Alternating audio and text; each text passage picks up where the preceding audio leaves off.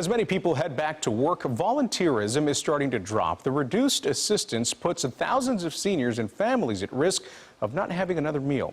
Focus Hope is looking to provide 42,000 boxes of food each month to make up the gap.